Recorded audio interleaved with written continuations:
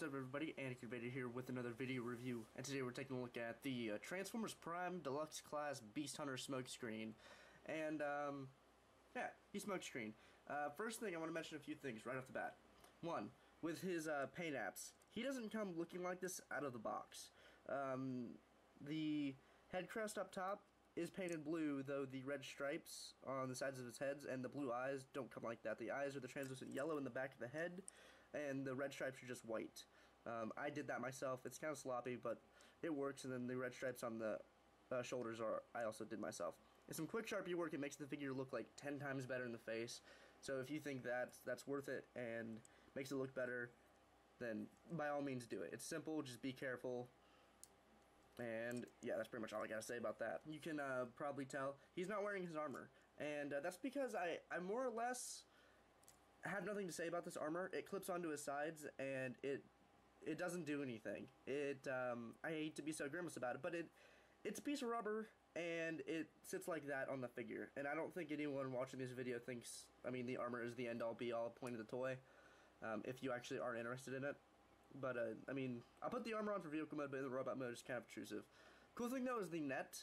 The net has this cool little feature, and I don't know what this is for, or what figure it's for, but apparently, I didn't buy the Wheeljack toy, but apparently his his weapon was able to wrap around Predacing's neck as like a net device.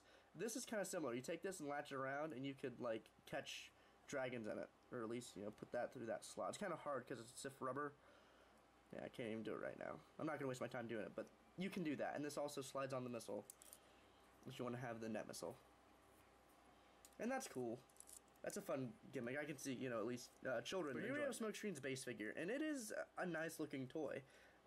It's, looking at a show model recently, it's not very model accurate, but it looks like Smokescreen from the show. It resembles Smokescreen's character and, you know, all that hoopla.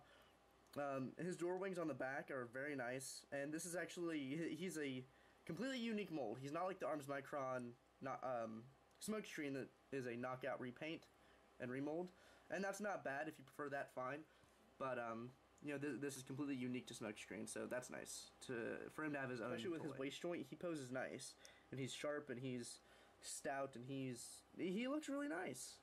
Not the most show accurate, but I think he emotes just fine. I think he emotes just fine, even not being that show accurate. He does have a faux chest, but that's just because transformation, and I think the toy designers felt, hey, let's just make a better looking faux chest than a clustered real chest, transforming chest. And that decision's fine with me. But the robot mode has good articulation, ball jointed head, kind of just swivels.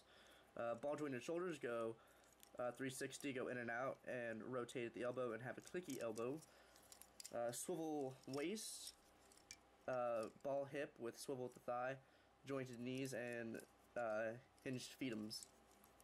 So there is Smokescreen's, and now we're going to cover the vehicle mode. And his transformation isn't hard, but it's tricky, and it's sort of like other Transformers, like movie Transformers. Everything kind of has to happen at the same time. So let's try and create a formula for it. I find it easier to just start at the legs, take his shin pieces and rotate them to the far as back as they'll go without destroying them. Take his feet and fold them up. Fold these places down the back, and then tab the sides together. Rotate it. Take his chest and flip it down. Leave his arms down for now.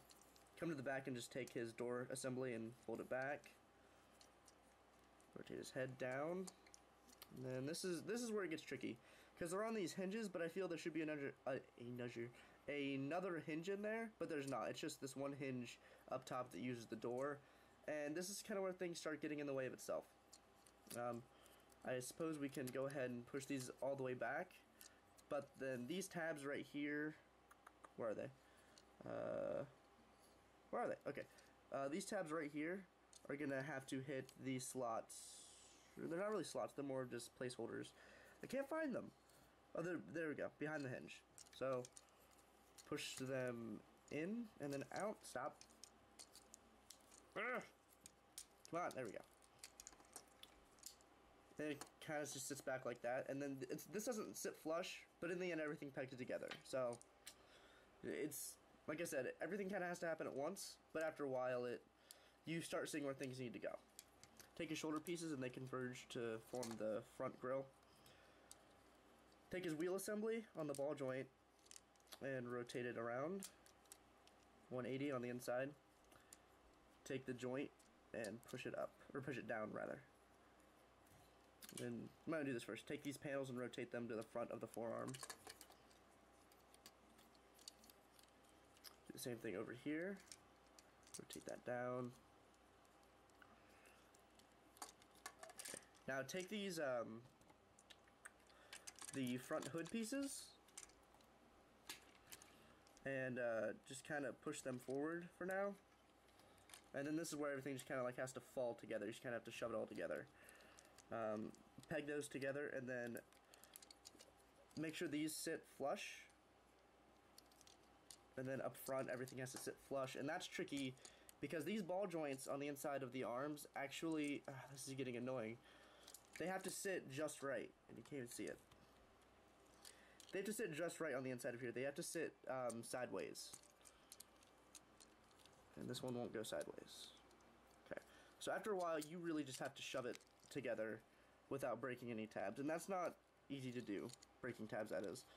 These door tabs have to peg it at the top, but use your nail. Just kind of raise it. Peg it together. Push it all down. But then you get stuff like this up front. So the transformation of the hood, you could say, hey, it kind of skipped a few steps. Or at least with the faux chest thing. But I don't know how much easier this assembly was than, you know, something else, because that is tedious to have to do everything at once, as I stall to press everything together. The car mode is, some people have said it's kind of lacking on paint apps, and I don't agree, but I can't, like, dispute that. It does look a little bit bland, but hey, let's wait for Repro Labels to come out with a set, and he'll look just plenty nice. You can peg his, get my hand. Peg his gun up top, or in the sides of the back here. And then if you want, you can take his quill armor, and you really just kind of set it on top. You kind of do that, and then he has these rubber pegs, but they don't really stay. They just kind of sit in the side of there, kind of. This one isn't even doing it. Very, kind of. Yeah, didn't even. This one's kind of better, but yeah, they can. I don't know, he can poke things. If you have any questions about him or his quill arm or any of his accessories or anything like that, please leave a comment down below. Like or dislike, depending on if you did or not. If you want this guy, you're looking for him, looking for any of his case mates or wave mates or any other figures from the toy line, check out bigbadtoystore.com, click the link in the description, and they'll get it to you. You can buy the whole case, you can buy the figure itself, up to you. Check out Primecast every weekend on SSJ Autobots YouTube channel, starring myself, SSJ himself, and Sportimus. Thank you guys for watching, and I'll see you guys later.